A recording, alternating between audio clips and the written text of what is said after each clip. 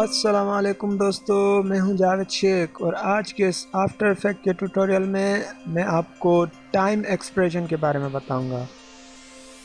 तो time expression यहाँ पे अप्लाई करते हैं। मैं ओपेसिटी इसकी ओपन करता हूँ और यहाँ पे एक्सप्रेशन देने के लिए कीबोर्ड से अल्ट बटन को होल्ड करें और जैसे स्टॉप वॉच पे क्लिक करेंगे तो ये एक्सप्रेशन आ गया। अब यहाँ पे मैं लिखता हूँ टाइम, स्पेल इसकी देखें बिल्कुल वही हो, कैपिटल टी ना दें। तो ये टाइम लिखा और यहाँ पे किसी भी खाली एरिया पे क्लिक किया तो ये अप्लाई हो गया एक्सप्रेशन। तो ये ज़ीरो से स्टार्ट हो रहा है ओपेसिटी में। तो देखें जैसे ही मैं टाइम इंडिकेटर को आगे लेकर जाता हूँ तो ये देखें कि इसकी परसेंटेज ओपेसिटी की बढ़ती जा रही है। मतलब जितनी कंपोजिशन की टाइमिंग होगी ये टाइम के हिसाब से बढ़ता ही रहेगा। तो ये है टाइम एक्सप्रेशन। और यहाँ पे देखें कि ये कंपोजिशन जो है वो है 25 फ्रेम पर सेकंड। तो जब 1 सेकंड पे टाइम इंडिकेटर पहुँचता है, मतलब कंपोजिशन में 1 सेकंड पे जब टाइम इंडिकेटर आता है तो ये 1% बढ़ता है, ओपेसिटी 1% बढ़ती है। तो इसका हिसाब इस तरह है। अगर यहाँ पे मैं इसे डिसेबल करता हूँ और ये रोटेशन पे अप्लाई करके देखते हैं। यहाँ रोटेशन पे एक्सप्रेशन दिया, यहाँ पे भी लिखते हैं टाइम। यहाँ पे जो है ये डिग्री का है तो यहाँ पे 1 डिग्री बढ़ रही है 1 सेकंड पे। यहाँ पे देखें 1 सेकंड पे 1 डिग्री बढ़ रही है।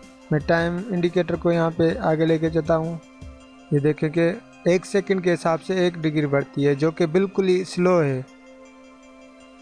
अगर इसे आपने फास्ट करना है तो इसमें आप सिंपल मैथ अप्लाई कर सकते हैं। ये टाइम को मल्टीप्लाई कर दें, प्लस करें, मल्टीप्लाई करें, डिवाइड, जो भी आप करें वो आप कर सकते हैं। तो यहाँ पे मैं मल्टीप्लाई करता हूँ 10 के साथ। तो अब इसका रिज़ल्ट देखते हैं। अब पहले से कुछ फास्ट है लेकिन फिर भी ये काफ़ी स्लो है। तो इसे मल्टीप्लाई कर देते हैं 100 के साथ।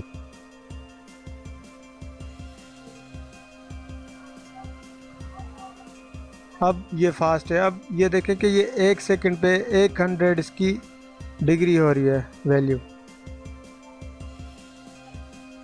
ओके, ये तो हमने ओपेसिटी और रोटेशन पे टाइम एक्सप्रेशन अप्लाई किया। अगर हम टाइम एक्सप्रेशन पोजीशन या स्केल पे अप्लाई करते हैं, यहाँ पे स्केल में ओपन करता हूँ तो स्केल पे ये टाइम एक्सप्रेशन अप्लाई करते हैं। ये लिखा टाइम और यहाँ पे खाली एरिया पे क्लिक किया तो यहाँ पे ये एरर आया है कि ये कह रहा है कि expression result must be of dimension 2 not 1। मतलब यहाँ पे 2 वैल्यूज़ हैं इसकी और टाइम एक्सप्रेशन किसी एक वैल्यू पे अप्लाई हो सकता है, इस वजह से ये 2 वैल्यू पे यहाँ पे अप्लाई नहीं हो रहा। तो यहाँ पे टाइम एक्सप्रेशन अप्लाई किस तरह किया जाए, तो उसके लिए हमें वैल्यू एक्सप्रेशन ऐड करना पड़ेगा इसके साथ। अगर आपने वैल्यू एक्सप्रेशन नहीं, उसका ट्यूटोरियल देखा हुआ या उसके बारे में नहीं पता, तो आप मेरी जो पिछली वीडियो थी वो वैल्यू एक्सप्रेशन की थी, वो आप देख सकते हैं। तो यहाँ पे वैल्यू एक्सप्रेशन ऐड करते हैं तो 2 प्रॉपर्टीज़ या 3 प्रॉपर्टीज़ पे अगर वैल्यू एक्सप्रेशन देना हो तो उसके लिए स्क्वायर ब्रैकेट स्टार्ट करें, यहाँ पे लिखा वैल्यू और फिर से स्क्वायर ब्रैकेट स्टार्ट और ये लिखा 0 स्क्वायर ब्रैकेट ओवर और अब दे दें कामा वैल्यू, फिर उसी तरह अब लिखें 1 और ये फाइनल ये ब्रैकेट ओवर कर दिया। ये तो हो गई वैल्यू का एक्सप्रेशन। ये इसकी जो वैल्यू है स्केल की 100 है तो ये 100 ही रीड कर रहा है। तो अब हमने क्या करना है, हमें इस पूरे एक्सप्रेशन को मल्टीप्लाई कर दें टाइम के साथ। मतलब कंपोजिशन की टाइमिंग के हिसाब से यहाँ पे स्केल इसका 0 हो तो जैसे ये टाइम इंडिकेटर बढ़ता जाए स्केल बढ़ता जाए। ओके, ये टाइम इंडिकेटर देखें कि टाइम जितना आगे बढ़ता जा रहा है स्केल भी बढ़ता जा रहा है। ये हो गया। अब ये देखें कि ये हमने मल्टीप्लाई कर दिया है दोनों वैल्यूज़ के साथ, मतलब पूरे वैल्यू के एक्सप्रेशन पे x और y, ये 0 हो गया x और ये 1 हो गया y, तो दोनों के साथ हमने मल्टीप्लाई कर दिया टाइम को, तो ये x और y दोनों यहाँ से वैल्यूज़ बढ़ रही हैं।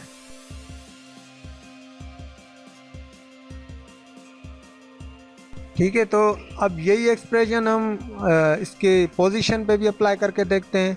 यहाँ से ये एक्सप्रेशन कॉपी किया, कॉपी या कट जो भी करें, मैं यहाँ से कट करता हूँ और इसको सिलेक्ट करके पोजीशन ओपन की और इस पोजीशन पे हम ये अप्लाई करते हैं। ये मैंने पेस्ट किया यहाँ पे, ये एक्सप्रेशन ऐड करके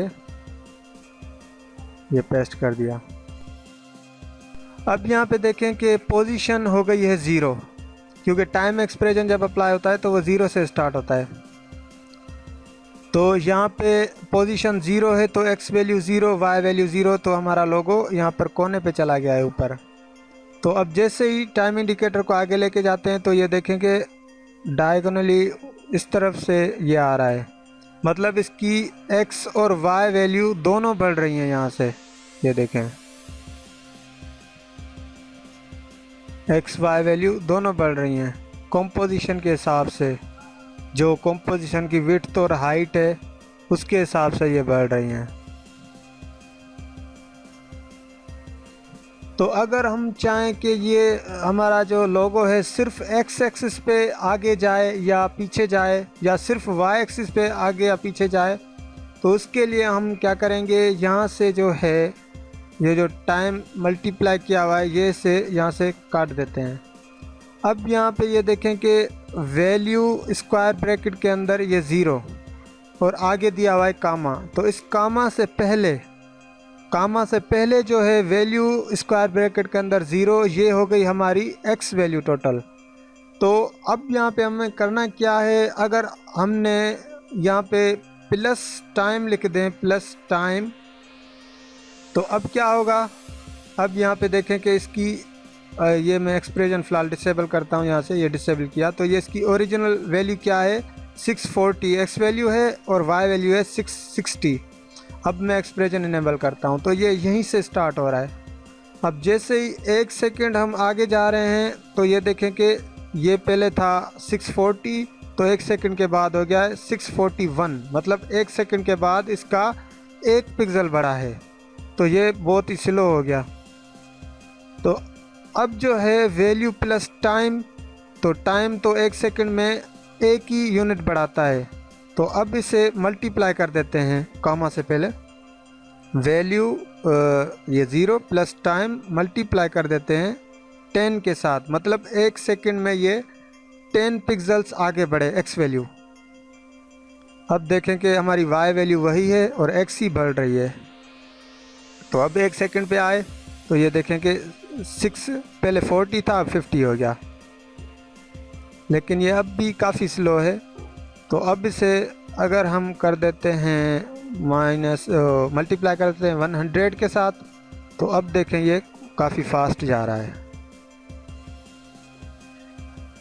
आप जिसके साथ मल्टीप्लाई करेंगे ये स्पीड भी टाइम की उसके हिसाब से ये आगे जाएगा।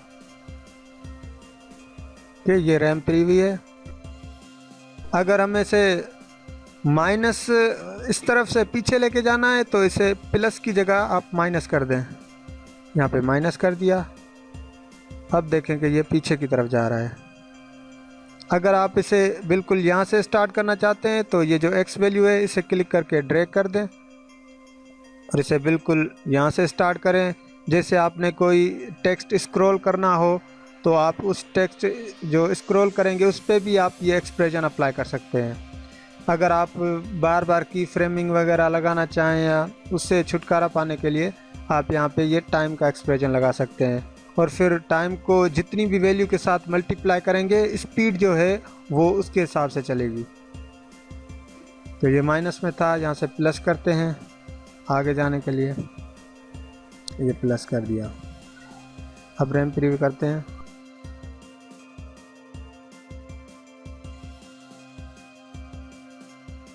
ओके, ये हो गया, ये हो गई हमारी x वैल्यू।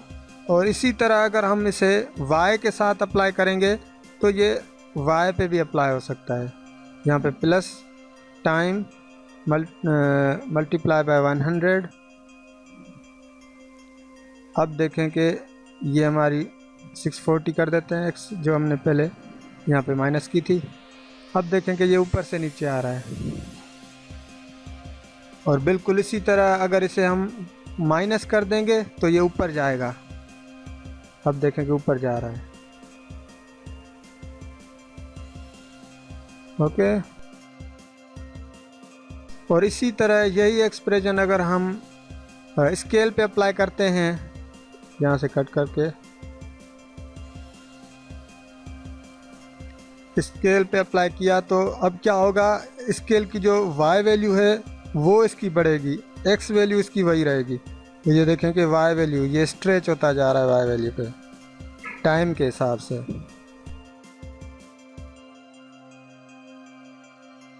ओके गाइस, तो ये था कि किस तरह आप टाइम एक्सप्रेशन जो है एक प्रॉपर्टी पे अप्लाई करेंगे या दो वैल्यूज़ वाली प्रॉपर्टीज़ पे अप्लाई करेंगे। उम्मीद है आपको ये ट्यूटोरियल समझ में आ गया होगा। ओके गाइस, तो मिलते हैं नेक्स्ट ट्यूटोरियल में, तब तक के लिए अल्लाह हाफ़िज़।